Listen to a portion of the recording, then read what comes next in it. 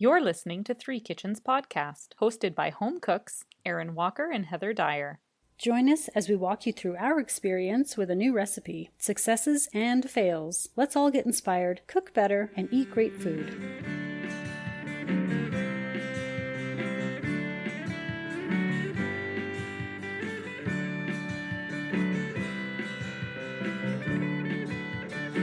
Welcome everyone to Three Kitchens Podcast.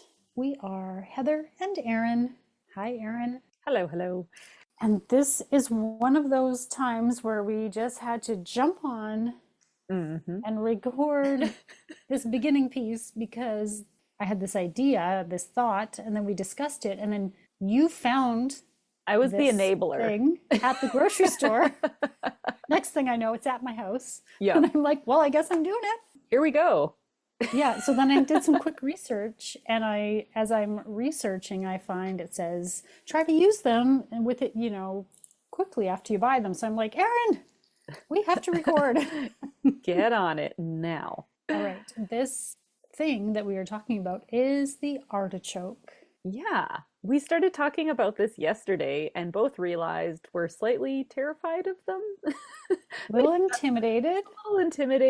Don't really know what's going on with them. It's an unknown because I think what we determined is that neither of us have eaten a fresh artichoke. Nope.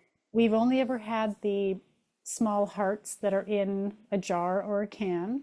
Mm-hmm. I do enjoy them on salad or something like that. Yeah. You made that really good salad that had them in it with the meat. And the farro. It was a grainy salad. Oh. Yeah, that did have artichokes.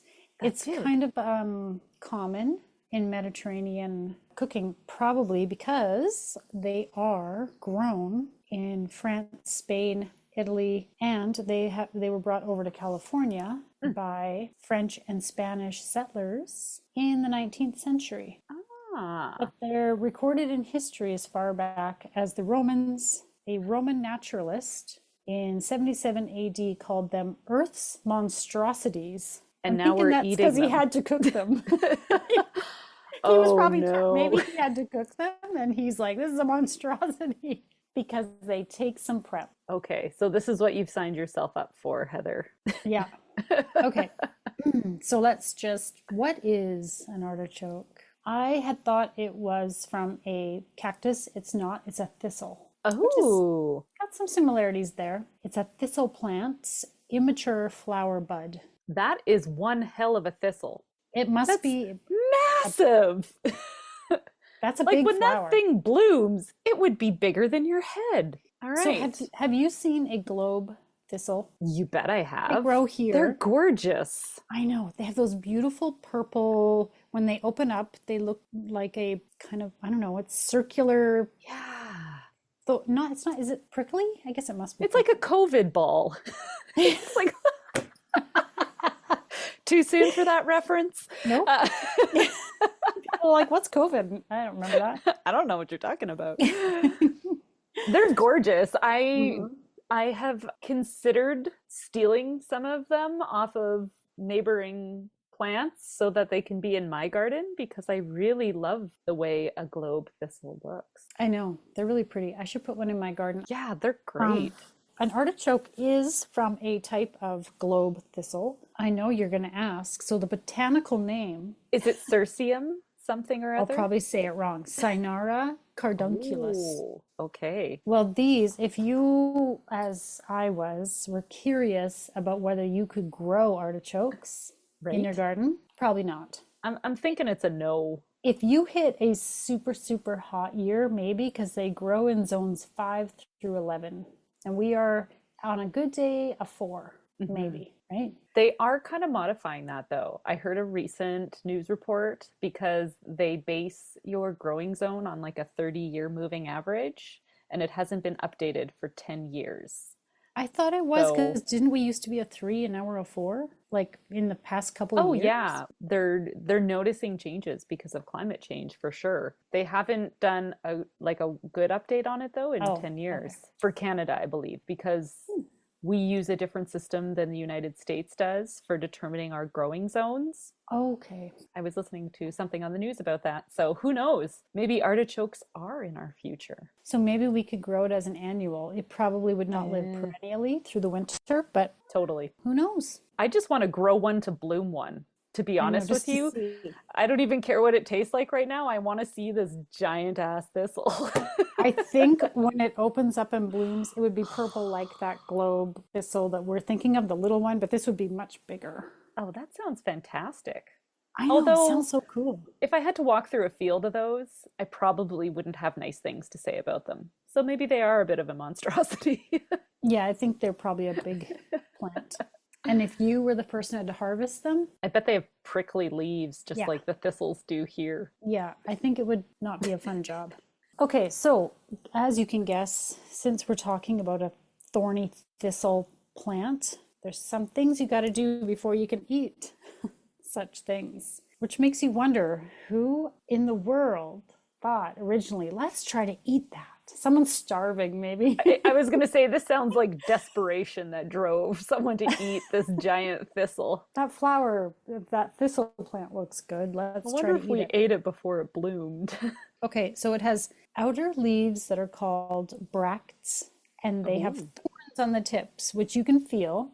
Okay. Probably felt it when you picked it up in the grocery store. They have little thorny tips on the outer leaves, Okay. which you have to snip off. The base of those leaves are edible, and as are the inner leaves. So once you get into the thing, those are also Okay. edible. Underneath the leaves, there's this hairy looking sort of center bit. It looks fibrous. Have you opened it up yet? No, no, no. I don't want to do Oh. that before I'm ready to cook it. But I've I watched really want to know videos. what this thing looks like because I actually didn't realize it was there until you told me. So now I feel Oh, like it's this prize in the cereal for me. oh, I want to well, see this thing. the hairy looking bit is the choke. So you have to take that out because it is not edible. Okay. And then below that is the heart, which is considered the best part. And that's usually the little part that is in the cans that we like to eat. Yeah. And the inside of the stem is also edible. You cut off the thorns on the tips of those outer leaves. You cut off the top. I think it depends on how you're cooking it. Okay. You have to dig out that choke, that hairy choke bit that I was talking about. The prize in the middle. Yeah. Okay, so I hope that explains kind of the prep. You can steam the thing whole, or you can bake, boil, braise, grill, or roast artichokes. I have some Okay. options. You got lots to work with. Here are a few tips for shopping for them. Of course, you didn't have the benefit of this knowledge when you came across Yeah. them at the store, but for someone listening, here's what I've heard. You want deep green, tight leaves. You can tell that it's nice and firm and tight together. Okay. You want it to feel kind of heavy for its size. So it looks small, but you pick it up and you're like, oh, that's got some weight to it. Okay. And here's one of these descriptions that makes me go, Oh, yes. I don't know. It says, if you kind of press on the leaves, so like squeeze it a little bit, it should sound squeaky, not spongy. I don't know. And a hush falls over the crowd. Exactly. Okay. So this is one of those things where it's like, I'm really disappointed you didn't send me these tips while I was at the store so I could stand there. Which one of these is squeaky? no, this is spongy. And to be honest, I read that I haven't yet gone. I popped them in the fridge. I did read this tip. Just slice off the very tip of that stem, sprinkle it with water, put them Okay. in a plastic bag, kind of wrap them in a plastic bag and put it in the fridge. So I did that already so that they're in there. And I didn't think to squeeze and check the squeaky and or spongy. So I feel like I may roast them because to me, just steaming seems a little blah. I think you could put more flavor with it. We love a good roasted veggie. Exactly. That's kind of up our alley too. Yeah. I think you'll get a bit more flavor Yeah, exactly. because it's Mediterranean, maybe garlic, lemon, salted lemon, maybe. I Salted don't what know. maybe in there. I don't know Oh, what this is they, interesting. I mean, obviously I've eaten the ones in the can or the jar, but it's not going to taste like a fresh one. So I don't really know what it should taste like. No, eating them. Eating them is, I've got thoughts about that one. I'm not sure how it's going to work. Like if you're cutting them in half and then roasting them, like are you still pulling them apart and scraping them? Yeah. Okay. Apparently. Okay. I asked that question because I remember I had this memory of being like a teenager and being at a friend's house, and her parents had like some friends over. It was like an adult dinner Oh, party yeah, yeah. happening, and I saw them eating artichokes they had made. And you take the leaf and you dip it in butter, and then you just slide it through your teeth and you eat just the fleshy part of the leaf, but you don't eat the whole thing. And I remember thinking, like, what a Right. waste, because then they just toss that bit aside. And I was like, I don't get it. What a weird food. Yeah. And so when I saw on Instagram this person roasting them and lots of people commenting saying, oh, I'm going to try that. That's such a great way to eat them, blah, blah, blah. And I thought, oh, okay, everybody seems to think this is a good idea. And so I asked a question in the comments. I said, do you eat the whole leaves when you roast them? Or What's happening here? the author was very nice and responded to me and said, no, you still scrape the fleshy bit off with your teeth. Still seems weird to me, but we're going to give it a try. Definitely a whole new experience. I am so glad that I found these for you Yeah. today. It's going to be something very fun to try. I really don't know what to expect. I know. I feel like listeners who are familiar are like, oh my, what rocks you people live under that you've never eaten an artichoke? Here's my defense of our ignorance. Our geographic region doesn't support the growing of them. And if you have to cook them right after harvesting them, they're not something that we've had around or available very much. So Yeah. I think it's fair for us to be bumpkins about this. Well, whatever the reason, we are what we are. And now we're changing it because we're going to try them. This is going to be great. And the season is short, folks. So if you're wanting to try, maybe as soon as you finish listening to this episode, run out to the store, because I think it's through May is kind of the season. Right, yeah. Well, maybe depending where you live, but because the ones that we get, I think probably mostly from California, that's the season. So Cool. right. Let's give artichokes a try. Listener, if you're into all the fresh spring veggies, go back to this time last year, season 3, episode 39, where we tried cooking fiddleheads. Those are those little curly fronds from the fern plant. They're so delicious, and you can eat them in a salad or you can bake them into a tart, as we did. Erin even put them in quiche. Those recipes are on the website. And of course, you can listen to the episode on your favorite podcast player or www.threekitchenspodcast.com. Okay, let's get back to the artichoke. Does the word artichoke trigger you now, Heather? Artichoke. Let's talk about artichokes, shall we? So, as we had said before, you and I never eaten a fresh artichoke, and we'd never cooked a fresh artichoke. So here we go down this path of trying this out. I followed instructions for prepping the artichoke, cut off kind of like the very top bit.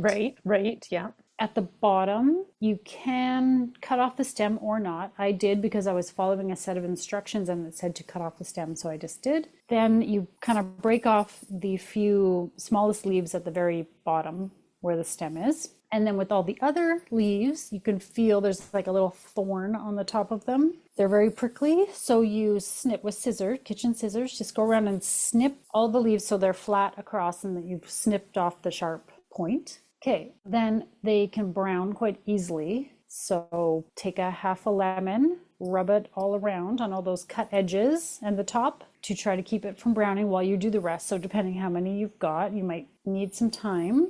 Simple enough. Then for the recipe that I was looking at to roast them, you're going to cut them in half lengthwise, open them up. Now, there is a fibrous looking bit. You can see it. It's what would, if you left it on the plant, it would become the flower. Okay, yes. It is like a hairy little thing. That's the choke. And you use a paring knife and you get in, you dig it out, take that bit out. And then I get some conflicting sort of information. Okay. It's like, take out the first few leaves that are kind of like in the middle and attached to the choke part. Oh. So you end up with sort of like a little cavity inside the half, right? Yeah, you've scooped out that little bit. I didn't know how far to go with taking out those few leaves, so I just kind of used my judgment. Why are you recommended to take those leaves out? I'm not sure. Okay. They do seem that there's nothing to them. Like they're Hmm. just thin, like there didn't appear to be anything There's nothing meaty or meaty or edible on okay. them. So maybe that's why, because they surround the choke part, and maybe that they're just not so edible. I don't know. Sure. So I did that and then placed them in a baking dish, cut sides up. I had put a clove of garlic and a piece of lemon in the middle of each one, drizzle with olive oil, put a little splash of white wine. I had cooking sherry, so I put that in the bottom of my dish. Okay. Salt and pepper over everything. Close it, cover the whole dish with foil. I did parchment and then wrapped it in foil and put it in the oven, say 350, and you're going to roast them. Okay. Then they're supposed to be tender, like fork tender when they're done. Which part is supposed to be fork Yeah, tender? Erin, which part? I don't know because Okay. there's nothing really to it. Okay, Yeah. so it's like which Okay. leaf? Which leaf is fork tender? I'm like, Which well, one am I testing here? again, use your best judgment. I got to the point where I think they were in about 30 to 40 minutes, and I was like, well, they must be done. So I take them out, and the leaves should also just pull away really easily now. You don't have to pull on them, which they did. They came off super, they were soft at the base and super easy. Dip them either in some melted butter or, a little more olive oil with lemon juice or whatever you like. Smash up that garlic, put that Yeah, lemon juice with it. Yeah, that's kind of what I did. I just did a little extra olive oil, put one of those cloves of garlic into the dish and mashed it up, and a little splash of lemon juice. I did exactly that. Dip it, scrape it, your teeth over it At the bottom of the leaf. Yeah, yeah. at the bottom of the leaf to get what I'm putting in my finger quotations, meat. I must have tried every leaf of those two halves of artichokes. I don't think I found more than a little speck of what I might call meat. Yeah. How about you? It seemed like something was missing. The And meat. that would be the part we were expecting to eat. Yes. Yes. I don't think it's because of lack of skill or effort on your part. I'm going to say that this is maybe the result of getting something shipped here that isn't the most shelf stable food to begin with. And maybe they've bred it now so that these last longer, or maybe they harvest them earlier, or there's something in the process of getting them from point A to point B that maybe this part of the plant that we're expecting to eat hasn't really even developed yet. I don't know. It seemed more like the only part that was edible was sort of the base, right where the stem connected, Which should be the heart. which should be the heart, but it was more just like a layer Yeah.